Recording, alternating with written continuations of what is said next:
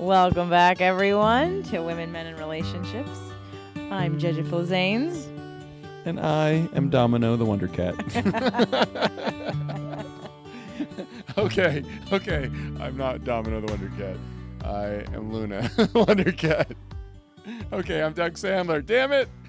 Give away all my secrets. Who's my alter ego? Who would you be if you had an alter ego?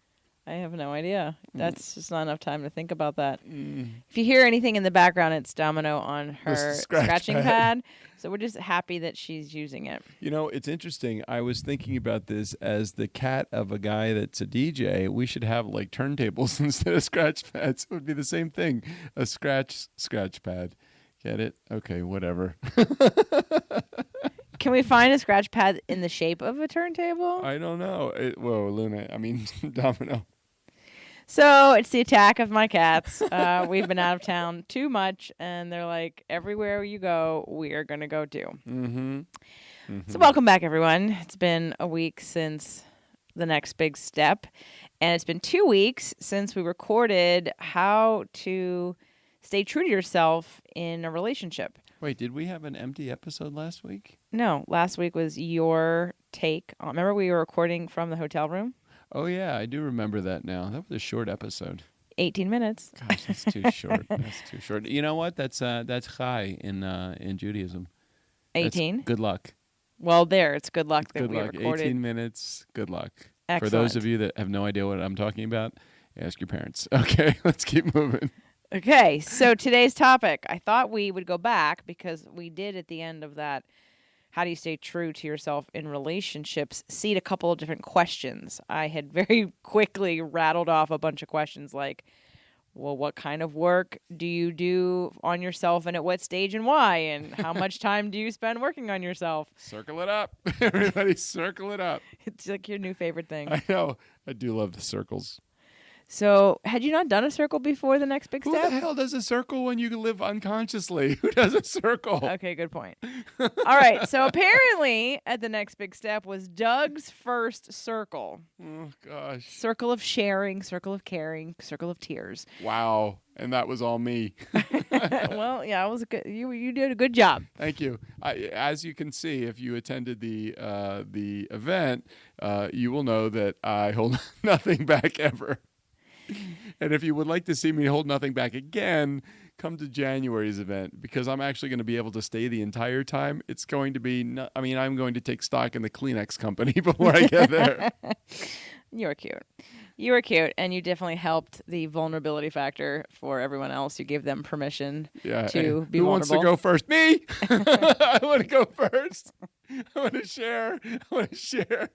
Let me share my tears with you all. There's a mic in my hand, a video camera on my face. This is being logged, and I need to share. And it's the best way I have therapy. Could somebody send this to my mother? She wouldn't get it. I know. It's so true. Why are you crying all the time, Doug? Why are you so unhappy? I'm like, I'm not unhappy. This isn't my opportunity to share, and I did not want to hold anything back. I don't think I did hold anything back. She'd tell you to stop crying because it would make her uncomfortable. That's true. Very true. She told me to calm down because it was making her uncomfortable. I know. I remember that you were sitting in my mom's living room and you were getting a little bit excited. And I think she got a little bit worried that something was going to happen, I guess. Right. She's like, what's wrong? And what's wrong with you? And then later I yelled at her in a nice way. And I said, don't tell me to calm down because you're uncomfortable with it. You learn to be okay with me. I'm fine with me. You handled my mother very well. I appreciate you handling. I cannot wait to handle your parents as good as you handled my parents. My parents are super easy. They're super easy. But back to the show. Oh, sorry. That's okay. I wanted to circle back because I asked all those questions and I didn't want anyone to think that I left them hanging. And another circle. Well, yeah. So how much time do you spend working on yourself and what kind of work do you do and at what stage and why? And let's start talking about that. So Doug, what do you think? Well, about how often I need to work on myself? Let's go back. Okay. How often did you work on yourself? Never. I never worked on myself. It wasn't until September of 2015 when I experienced my first panic attack that as an adult that I realized that I need to take care of myself a little bit more. And very quickly after that panic attack, I got into therapy to try to figure out not just what was going on with me, but how the coping mechanisms, support groups. It was my own inner circle that I needed to deal with, meditation. So that's when all of those things entered my life, and that was the first time I really started to do work on myself. And I was 50. I mean, come on. If you're in your 20s and you're listening to this, now is the time. What's the best day to plant a tree? Right now. What's the second best day to plant a tree? Wait a minute. I did that wrong. 20 years ago. Right now. Yeah, those are the answers. Look it up. Could you play that back and reverse it? Okay, you started therapy in 2015 after your anxiety panic attack? Yep. Why don't you tell the listeners here, because your community has heard this story once or twice, but mine has not. So tell them. What happened? So how far back do you want me to go? Do you want me to go back to the night of the panic attack, or do you want me to go to the therapy? No, start with the panic attack. Okay, so I was at a conference, and I spent most of the day at the conference. I had a fine day, woke up fine, good mood. Everything was great, just like it always is in my life. I was a month into my second marriage, and life was good, or so I thought. And did the event. Taking the subway train down, the escalator down to the subway train. As the escalator was descending, I felt this overwhelming feeling of dread that came over me. I didn't even know what it was. I'd never experienced it. I thought I actually was having a heart attack. Not a heart attack. I'm healthy. I mean, I'm a healthy guy. There was no pain. It was just like, oh my God, oh my God, oh my God was going through my brain. I have no idea what was happening. So the lower I got on that escalator, the more I just wanted to run. So first attempt down the escalator, and it's like 100 feet down into the bowels of this where the subway train comes to pick you up. And I took the escalator all the way back up. I went to a local McDonald's, got some water, sat there for a moment or two just thinking, I have no idea what just happened, but thank goodness I got the water. I'm feeling good about myself now. I feel a little bit better, and I took the escalator down, and the same thing happened as I was taking the escalator back down again. I get down to the bottom, and all I wanted to do at the time was call my wife and tell her, I don't know what's happening, but I feel sick. I feel like I just don't know what's going on with my life right now. I had no idea. I had this incredible emptiness. Subway car came, and as the subway car opened the doors, I got into the subway car. Thank goodness there was air conditioning on. It was summer in D.C., and it was hot and humid in September, beginning of September. And as the subway door closed, I just felt this pain, and it was a pain, just an entire body pain, this emptiness, this loneliness, this complete overwhelm. And all I kept thinking to myself is, as I was going through this, I was like, can anybody else sense what I'm sensing right now? Is there something in the subway car that's causing this? Is there a gas? Is there a something that's happening? And I just looked at the lady in front of me who was reading her paper and thinking, how could she be reading her paper? Can't she feel what I am feeling? I just put my head in my hands, and I just started crying, and I have no idea why I was crying. All I wanted this pain to be over, and I felt like at that very moment I wanted the subway car to open for me, to the doors to open, and for me to get out and step in front of the subway car and just have it run over me. I mean, I literally felt like as empty as I could possibly feel. Never had that feeling ever in my entire life. And I don't know what it was that overcame me, but I just couldn't believe that nobody else could feel the pain that I was feeling right now. I got out of the subway car about 15 minutes later when I got to my stop, and the fear and the anxiety had subsided, but what was remaining was this emptiness that I had no idea what it was. I got out of the subway car, and I got in my car, which was at the station, and I drove home, which was just about 2 miles from the subway station, and I came home, and I just started crying. I had no idea what just happened to me. I had no clue. I remember that night I had to record an episode of my Nice Guys on Business podcast, and it was just, I described the event on that episode. And again, I think it was September 9th was the day that I had the panic attack in 2015.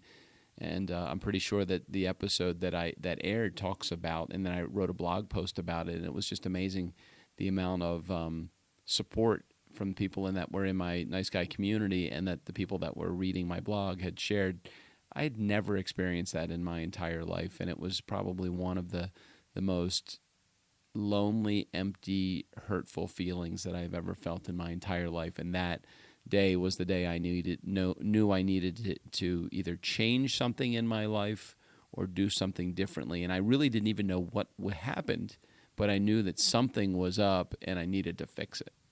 I have so many questions, and I'm kind of with you on that, and I'm hearing interesting things because I haven't had that. I'm having a hard time. I mean, I don't not believe you. I believe everything you said. I hear you. But I'm having a hard time believing that, like, all of a sudden, like, I'm not saying you didn't feel it, but like there was no indication of loneliness or fears or indications that led to this. So here's what was going on in my life just prior to that.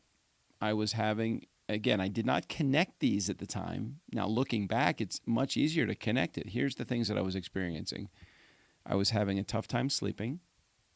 I was working extremely hard for probably 2 or 3 years. Very, very rarely taking time for myself. I was experiencing restlessness. I couldn't focus. I remember there was a lot of aches and pains going on in my body at the time. Just complete overwhelm when it came to work. Just go, go, go. But honestly, I have experienced that my entire life. I mean, I was probably a chronic overworker. And so I never gave myself any time. When I went to therapy just a month later, when I went to therapy, my therapist said she's surprised that it took me 50 years to have that. Now, I had experienced anxiety as a child. I just never realized it was anxiety. It was uncontrollable shaking. It was fear. It was loneliness. But I did not know that what I was experiencing was anxiety at the time. I mean, anxiety has so many different hats and ways to express itself. So when you went into therapy, did you just say, I had an anxiety attack? Help me? Well, interestingly enough, the first thing I did was I went to my medical doc, an internist, because I had no idea that I had experienced at that point an anxiety attack. I thought I had something like that, but I never experienced an anxiety attack in my life. So I literally went to an internist, my family doctor, thinking, now I have changed like my face creams, I changed some hair products, thinking I was having an allergic reaction to something. I really had no idea. I went to a therapist, a cognitive behavioral therapist, who is not in tune to trying to figure out the whys that I'm having, the why I'm having a panic attack, but the coping mechanisms to deal with the anxiety when you have it. And so that was about a 10 or 12 week process of healing, of coming up with immersion therapy, of getting back on that subway train, doing it again. I can remember getting back on the subway train for the first time. It was probably 2 months after that, and I would take the subway a lot, but I was scared to death. Everything scared me. Walking to an open space, a huge mall, I would be overwhelmed. Being in my car and being on the highway without an exit ramp, that would scare me. Getting on my motorcycle and pulling out of my neighborhood, that would scare. Everything scared me, everything. And I thought, I cannot live my life this way. I've got to figure this out and move beyond where I am right now. So CBT, cognitive behavioral therapy, was not a why is this happening to Doug, but here's how we're going to move forward and Correct. create new neural pathways for you to move forward. So the only therapy you did was talk therapy?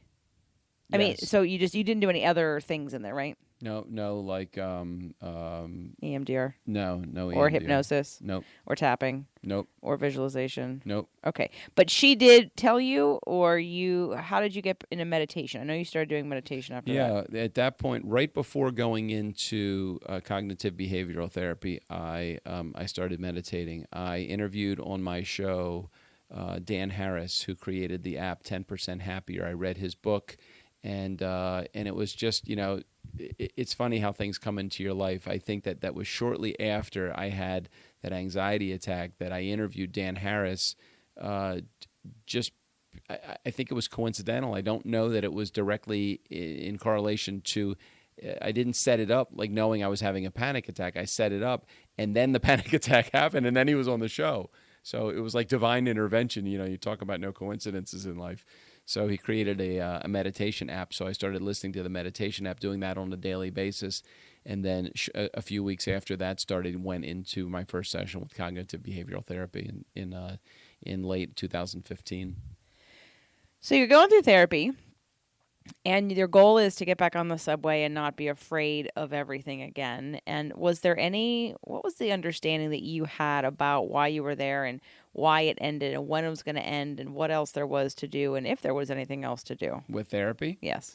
Well, there wasn't necessarily a plan of action that you're going to be here for 8 weeks. We're going to undergo this therapy. It was you're going to stay here until you feel comfortable with moving on with your life. And I will tell you that it was probably, let's say, 10 or 12 weeks of therapy, maybe a little bit less. I can't recall exactly how many sessions I went in for, but I did the majority of my work with my therapist, who was wonderful. But a lot of that continued on for many, many months beyond that. But I needed to work on myself. I needed to get into meditation a little bit more. I needed to do the exercises that she had presented to me a little bit more. I needed to journal. I needed to write down the feelings that I was having when I was having an anxiety attack. I needed to face those fears head on. And the only way I was going to get beyond it was to immerse myself directly in the things that were happening in my life at the time that I was fearful of. Do those things, and you will, I guess, what did you call it? Neural pathway?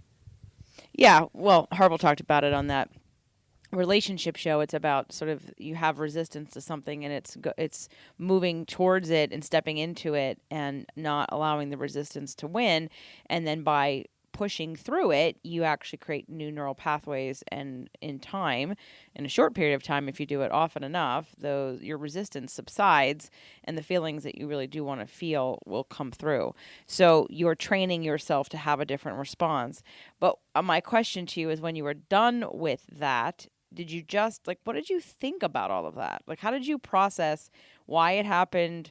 If it was ever going to happen again, was there something wrong with you? What were your thoughts about after therapy ended and what had happened? Well, there's no doubt that I felt, even after the therapy was over, that I was concerned that it was going to happen again. And I think part of the fear of anxiety is the fear of anxiety. Anxiety is something that snowballs on itself. And the issue is that, something like let's say if you're afraid of small spaces or airplanes or whatever it is, when you get in an airplane, your brain starts to move in a million different directions. I can remember when we went to Denver together, that was one of many plane rides that I had taken, but that was the first of many that I had taken. The fact that I live here in LA and do some commuting back to the East Coast, and I've taken how many flights? 25 flights in the last 6 months. For me, that is all a part of what is healing me. Me getting in that airplane over and over and over and over again. I can remember walking back up what do you call that little thing that you walk into when you get in the airplane, that ramp. The ramp or the tube or whatever it is. I can remember walking down to the plane and then turning around and coming back up to the gate agent and saying, when we went to Denver, saying, I need your help.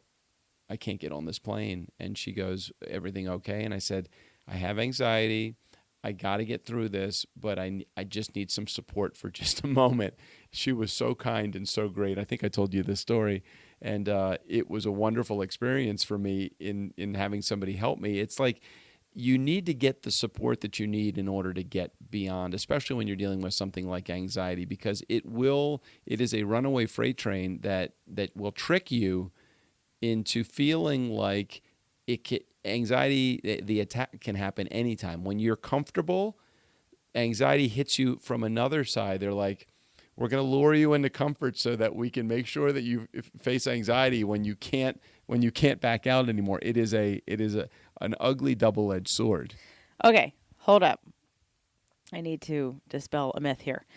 So we've talked about this before. And what do you think anxiety is? Well, anxiety is your thoughts. It's you're not letting go of your thoughts. It's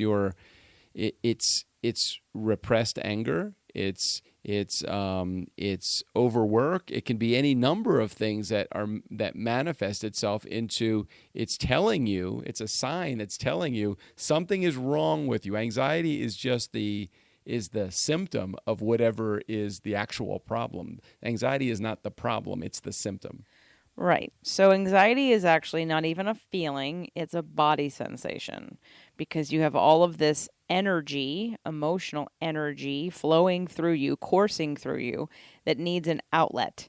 And when we are too noisy in our lives, in our heads, in our work, in our bearing ourselves in different things, and we're not listening and we're not paying attention to the body signals and signs, it grows and it builds until it stops you. It's your amygdala releasing that little bit of adrenaline or whatever it is that goes through your body. You're in fight or flight. Yeah. So an anxiety attack becomes you have so much energy coursing through you are now in fight or flight, and having an anxiety attack or panic attack is you think it's a life-threatening situation. Oh, yeah. Right. It's not. No.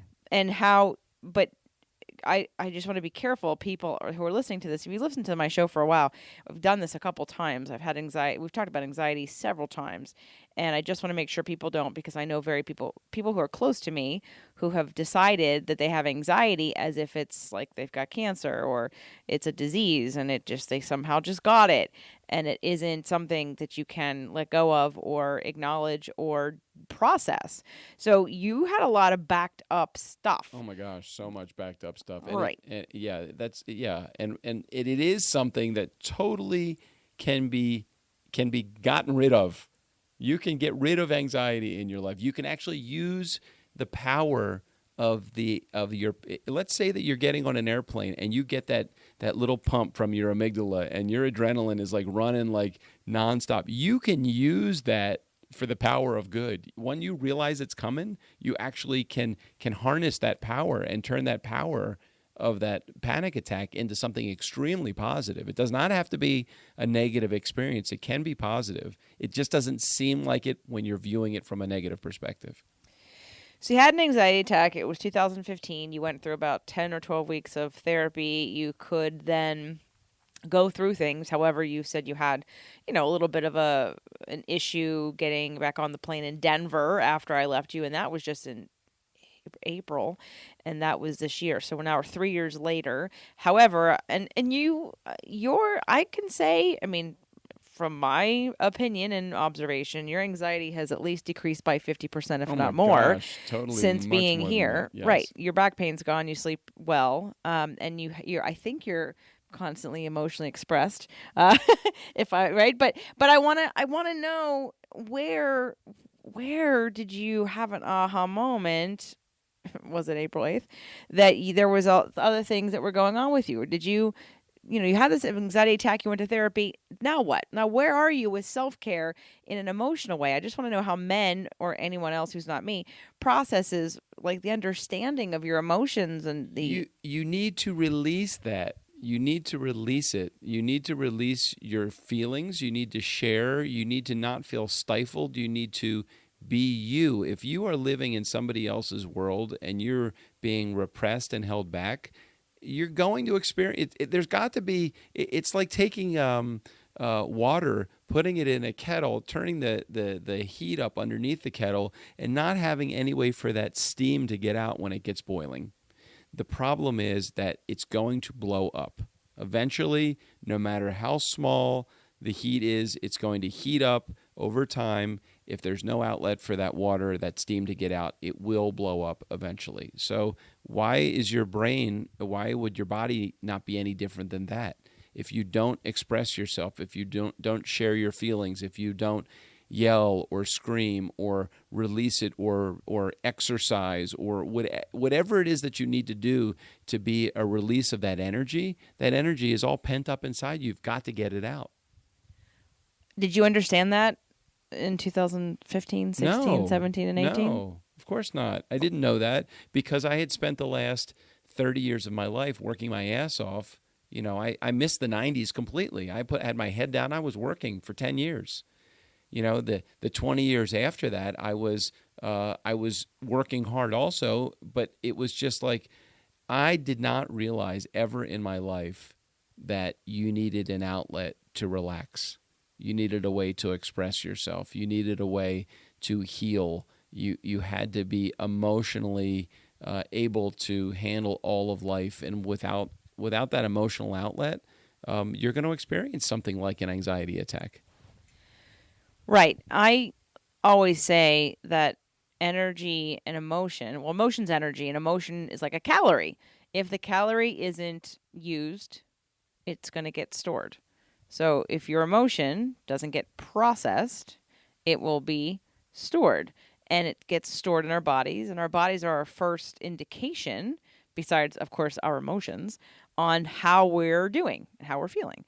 And if you're not sure, every emotion, especially negative emotion, usually has a body sensation attached to it. From heart beating fast to sweating to knot in your stomach to tightening of the chest to heart beating faster. You were there with my anxiety attack. That was all of the symptoms right there. That was it.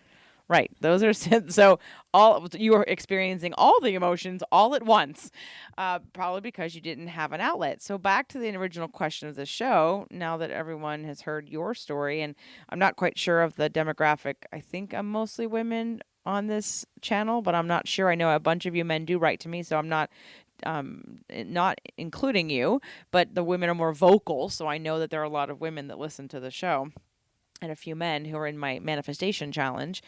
Doug, as a male with 2 marriages behind you and in your early 50s, if you had to answer the question to those who are listening, what kind of work would you do at what stage and why? Or how much time do you spend working on yourself? What's your opinion right now looking back about either what would have helped then, or is it just part of your lesson and growth? What do you think now? Well, I don't think that you need to experience what I experienced in order for you to realize that you need to get help at any point in your life. The first thing that I would tell anybody to do in some sort of work to do on yourself is if you're not putting time on your schedule for you, if you're not putting you time, whether that's step away for lunch without any outside distractions, put down your mobile device, give yourself some evening time to decompress, find a time to meditate, find a time to take a nap. If you're not doing these things in your life to support yourself, your tank is going to empty.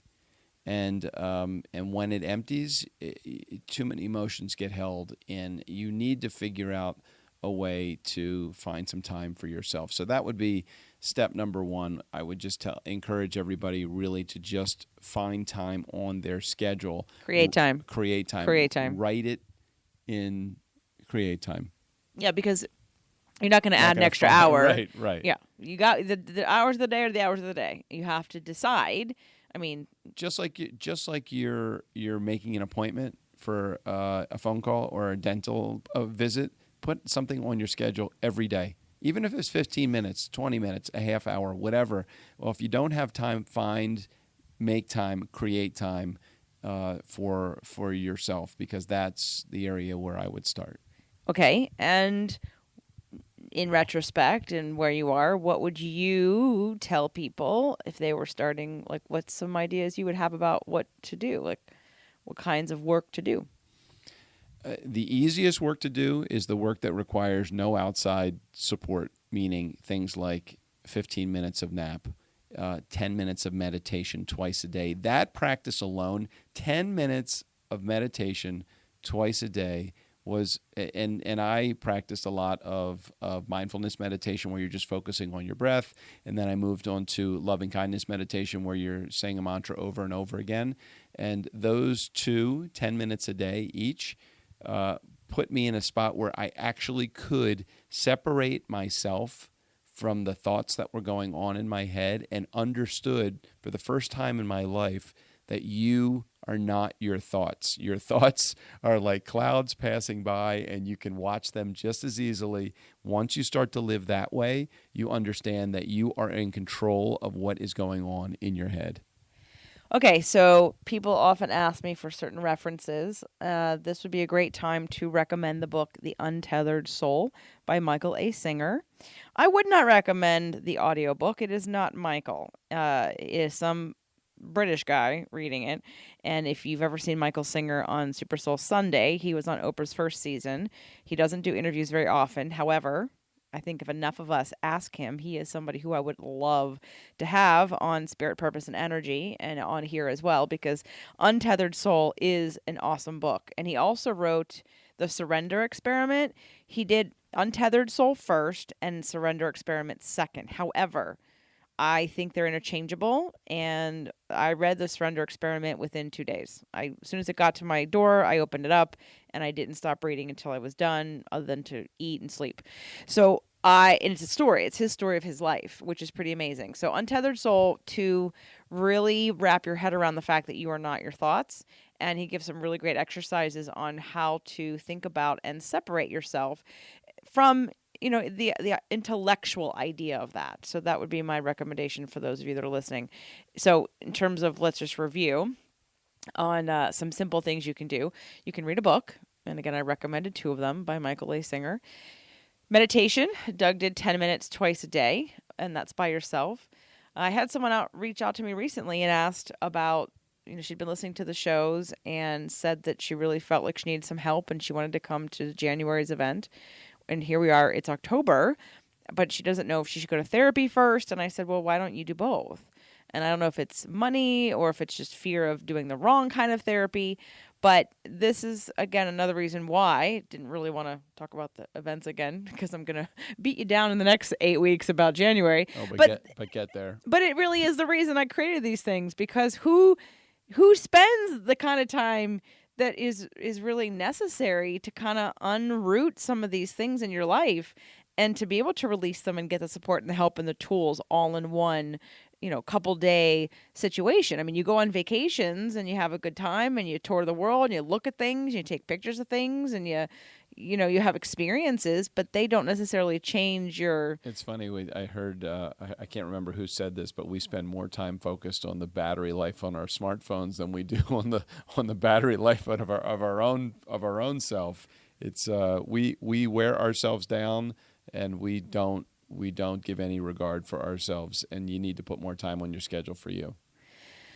So with that said, I'll give you a few other ideas that I have for some of you who might be thinking, well, when it comes to relationships, how do I stand my ground? How do I stay true to myself?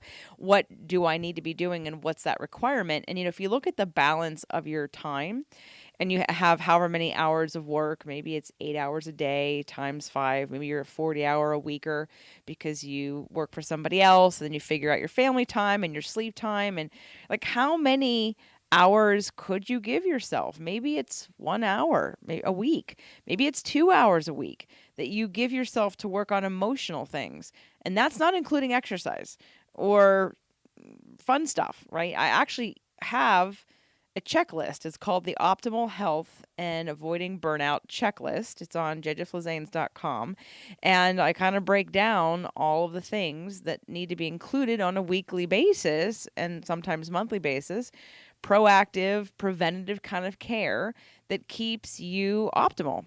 So that way you're not all of a sudden having a panic attack and wondering, where did this come from, and ignoring all the signs. Now, granted, for some of you, that's what needs to happen for you to create awareness that there's a problem, because you've never seen anyone model anything different, or you've never been introduced to an idea. Now, not that I had any different kind of modeling, let's say, than you did, but somehow, some way, I came down in this life in this form and had these questions in my head pretty quickly. So that's been great for me, but I haven't always had the tools, and I haven't always recognized my part in attracting situations, my part in creating the stories that I tell myself, my part in really what to do about it. So I'll give you one more resource. So if you go to jjflizanes.com, there's that optimal health and avoiding burnout checklist. But there's also the manifestation challenge. And the next one's coming up next month in November. It is free. For those of you that have heard about it before, I don't hold your feet to the fire for any specific thing. I mean, I can't. There's almost 500 people in the group. So if you're interested, it's free. And there's a link on jjflizanes.com, the free tools and resources as well. And again, it's a 30-day challenge. And the next one's in November. So something like that, where you're incorporating and being accountable to something, some practice, whether it be meditation or journaling or listening to a visualization audio or creating a vision board or dancing around to fun music in the morning or saying positive affirmations. Love dance parties. Right. Dance parties are the best way for you to change your vibration or frequency super quick because music is so powerful. It gets into each cell of your body. We just had one tonight while we were making dinner. It was great. We did. Dance parties are the best. And it's usually music, of course. You're going to pick music you love. So it's going to emotionally move you, and it can transform your day in an instant. Mm-hmm. So, it's to each his own in terms of how much time you want to spend working on yourself. And it's not working on yourself because you're broken or because there's something wrong inherently with you or that you're going to die. Necessarily, we're all going to die. But it's the idea that, are you happy? Are you happy? Are you fulfilled? Do you feel a deep sense of calm and peace and joy and appreciation in your life on a daily basis? And if you don't, then this is how you start to get it. So I welcome you to come to jjflizanes.com and check out all the free stuff. Consider the January event. We're still on the 4-pay plan for those of you that want to come. And it just basically goes like this. October's a 4-pay plan. November's a 3-pay plan. December's a 2-pay plan. And the event's in January, the 10th to the 13th. So I don't need to tell you again. If you're hearing this and you're thinking about it, you know the schedule. I'm excited for our next dance party. I'm excited for January. More circles. Yay, circles. Okay, so Doug just has to bring up circles in everything we do with every client. Let's do a circle. And they have no idea what he's talking about. But he's all excited for the circle. He's going to circle it out. I'm going to do circles in the house. We're going to have dyads, which we're going to do in January too. But anyway, so I wanted to finish that thought so I didn't leave y'all hanging. And if you have any questions, comments, concerns, suggestions, or recommendations of things, books, practices that you've done that you really love, go ahead and email me. In fact, for those of you that use Instagram, if we're not connected, can you please take care of that? Because that's like the best way people contact me all the time through Instagram. It's super fun. So I'd love to have us connect on Instagram and any other ways comfortable for you. And you can see the great sunsets that we've posted on Instagram as well. Did you ever post any of those sunsets? I posted one, and it wasn't really the sunset. Doug and I are still not quite out yet with our relationship. Soon. But it will. Soon. The minute you see it on Instagram is the minute it's out, because there's only been one picture of like three of us. I was ready for a minute there, and then You were? Yeah, and then I was really bold for just a second, and it didn't happen. Well, I talked you out of it. I know you really did. First, Talk I was about complete role right. reversal I was here. demanding it in June and July, and now I'm like, well, maybe we can wait. But it's all good, and our relationships are healing, and we can talk about that on a future show. So thanks, everyone, for tuning in. We love you and hope to see you in January or in a manifestation challenge in November or somewhere, somehow connected to us through social media or in a future event. So thanks for listening. Goodbye, everybody.